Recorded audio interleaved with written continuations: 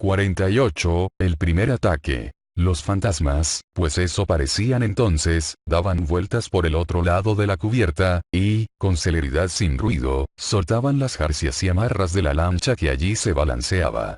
Esa lancha siempre se había considerado una de las lanchas de reserva, aunque técnicamente se la llamaba la del capitán, a causa de que colgaba al lado de estribor.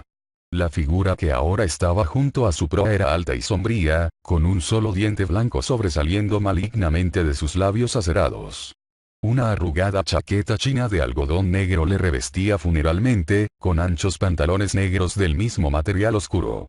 Pero coronando extrañamente todo su color de ébano, había un resplandeciente turbante blanco entrelazado, con el pelo vivo, trenzado y retorcido, dando vueltas a la cabeza.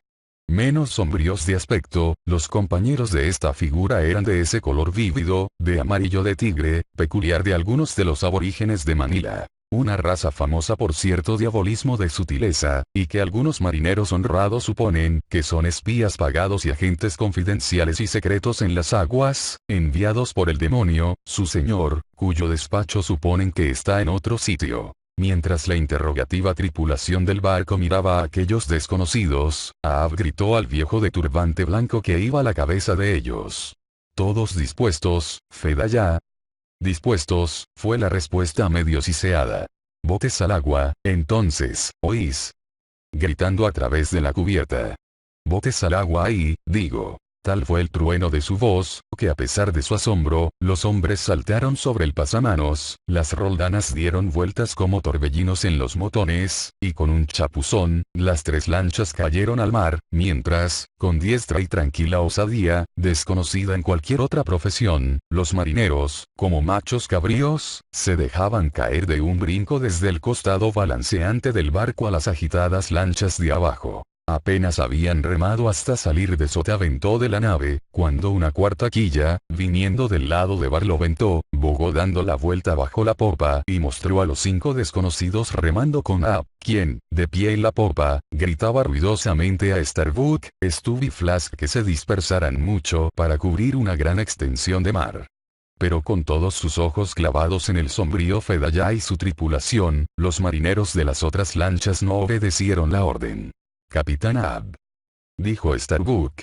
Dispérsense, gritó Ahab. Dejen sitio, las 4 lanchas. Tú, Flask, echa más a sotavento. Sí, sí, capitán, gritó animosamente el pequeño puntal haciendo girar su gran remo de gobernalle. Atrás. Dirigiéndose a su tripulación. Ahí, ahí. Ahí otra vez. Ahí delante mismo está soplando, muchachos. Atrás. No te preocupes de esos tipos amarillos, Archie. Ah, no me importan, señor. Dijo Archie. Ya lo sabía todo antes de ahora. No los había oído en la bodega. Y no se lo dije, aquí, a Cabaco. ¿Qué dices tú, Cabaco? Son polizones, señor Flask. Remad, remad, mis queridos valientes. Remad, hijos míos. Remad, pequeños. Gruñó y suspiró mimoso Stubb a los de su tripulación, algunos de los cuales todavía mostraban señales de intranquilidad. ¿Por qué no os rompéis los espinazos, muchachos?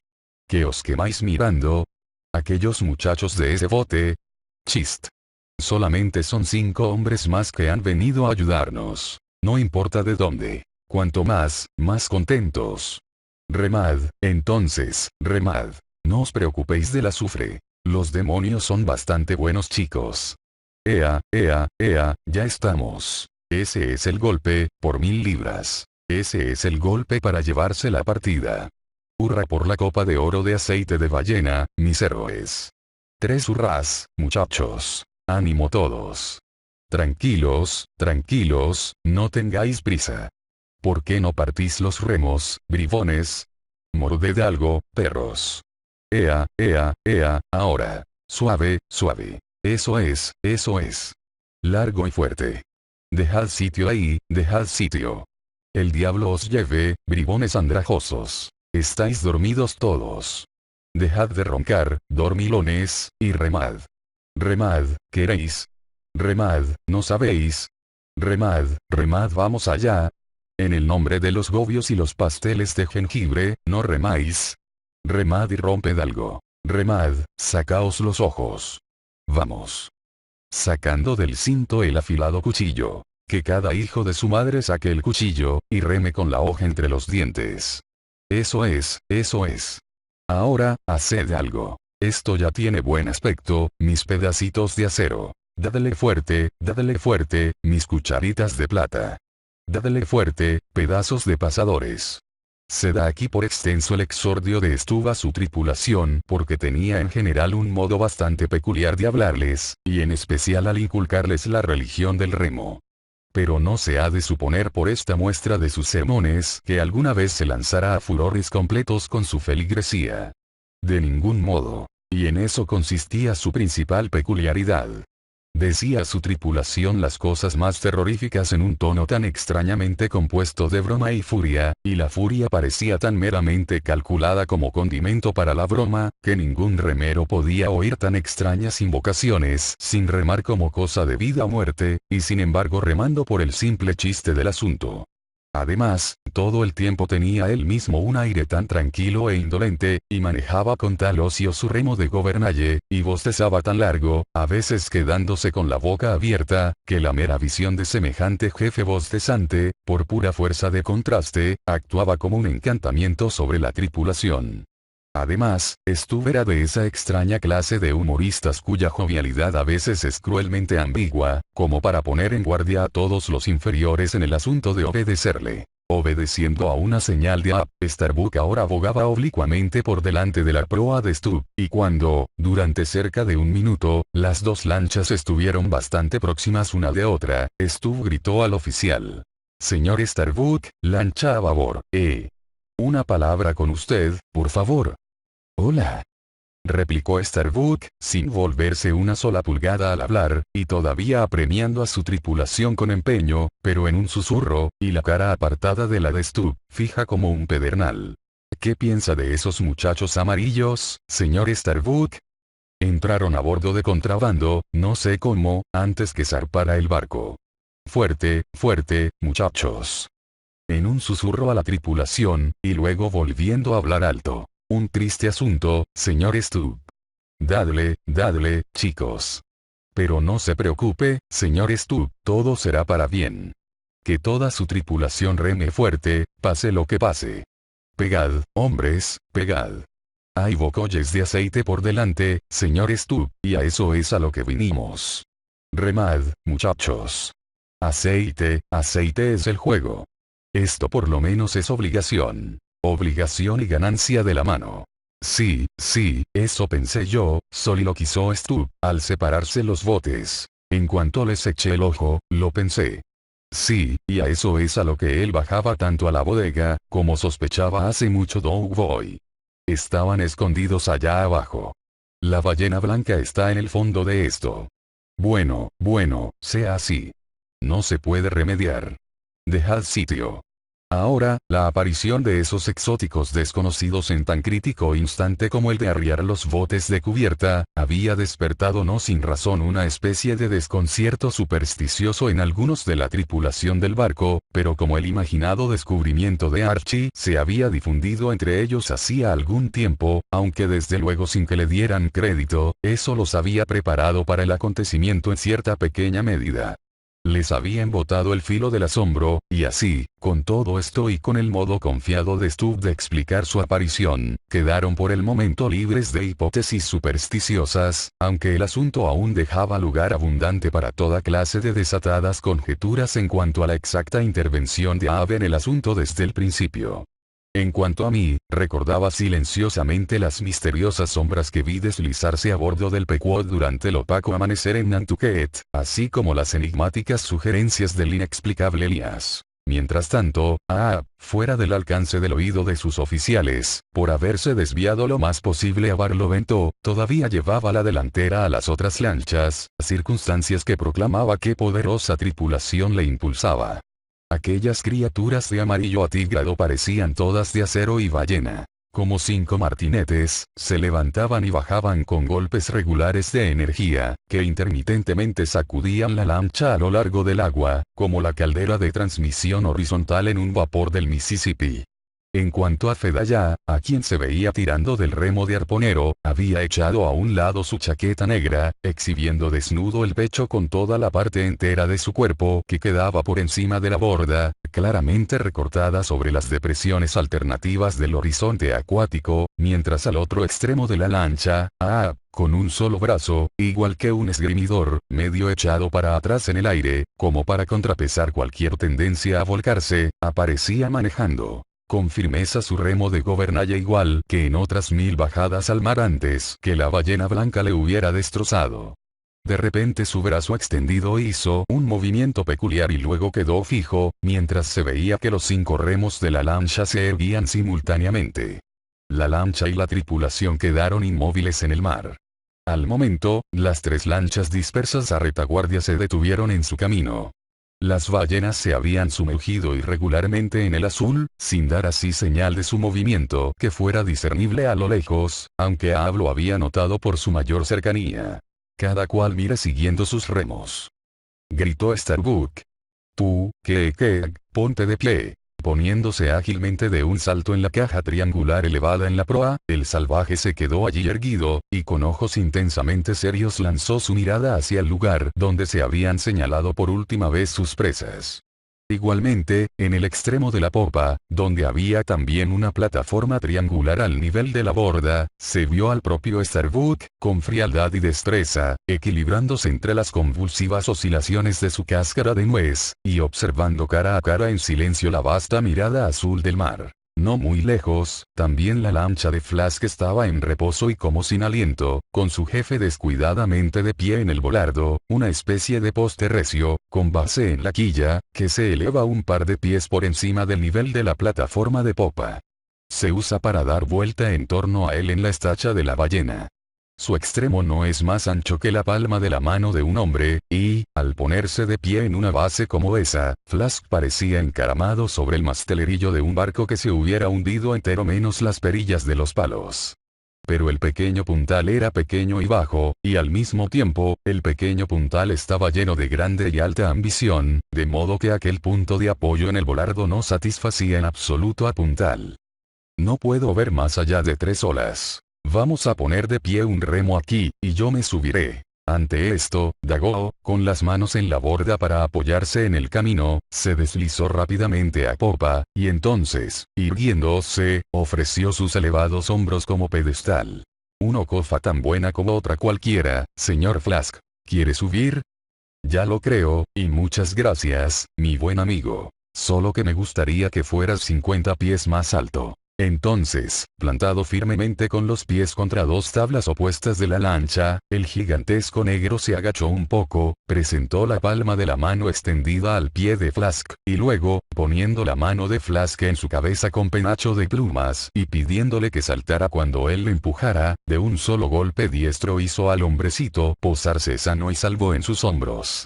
Y allí estaba ahora Flask, mientras Dago, con un brazo elevado, le proporcionaba un parapeto en que apoyarse y afirmarse. En cualquier momento, es para un novicio un extraño espectáculo ver con qué sorprendente costumbre de habilidad inconsciente mantiene el cazador de ballenas una postura vertical en la lancha, aún sacudido por los mares más amotinadamente perversos y entrecruzados.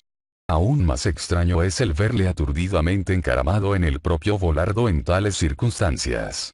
Pero el espectáculo del pequeño Flask subido en el gigantesco Dago era aún más curioso, pues, sosteniéndose con una majestad fría, indiferente, cómoda y sin preocupaciones, el noble negro mecía armoniosamente su hermosa figura a cada balanceo del mar. En su ancha espalda, Flask, con su pelo rubio, parecía un copo de nieve. La montura parecía más noble que el jinete. Aunque el pequeño Flask, verdaderamente vivaz, tumultuoso y ostentoso, de vez en cuando pataleaba de impaciencia, no daba con eso ningún empujón adicional al señorial pecho del negro. Igual he visto a la pasión y la vanidad pataleando sobre la magnánima tierra viva, sin que la tierra alterase por ello sus mareas ni sus estaciones. Mientras tanto Stubb, el tercer oficial, no manifestaba tales afanes de mirar a larga distancia. Quizá las ballenas habrían dado una de sus zambullidas normales, no sumergiéndose temporalmente por simple susto, y por si ese era el caso, Stubb, como parece que tenía por costumbre en tales ocasiones, había decidido entretener el enervante intervalo con su pipa.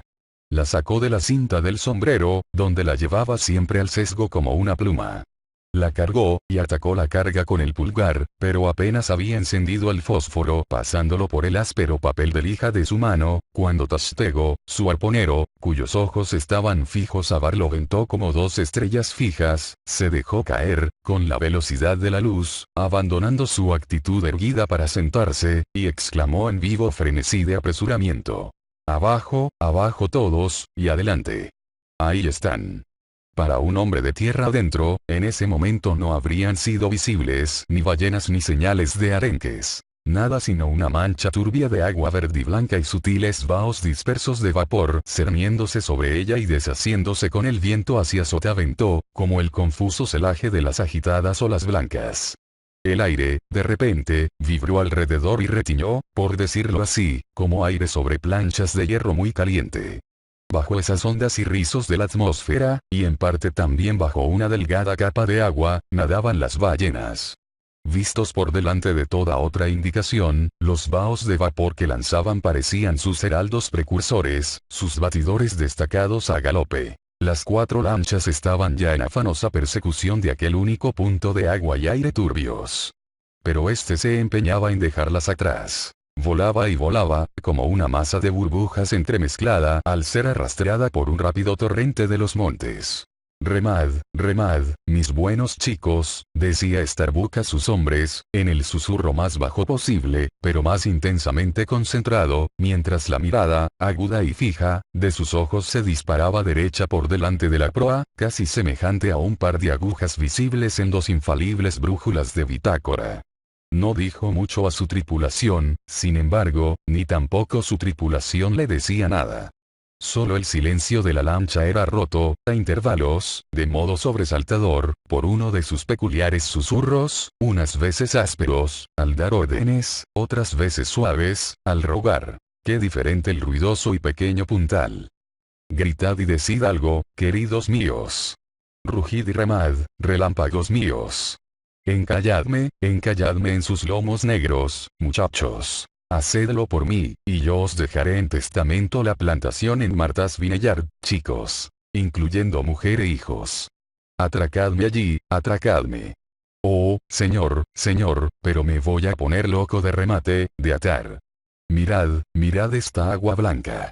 Y gritando así, se quitó el sombrero de la cabeza, y lo pisoteó. Luego, recogiéndolo, lo tiró al mar, bien lejos. Y finalmente, se puso a dar saltos y corvetas en la popa de la lancha como un potro enloquecido en la pradera.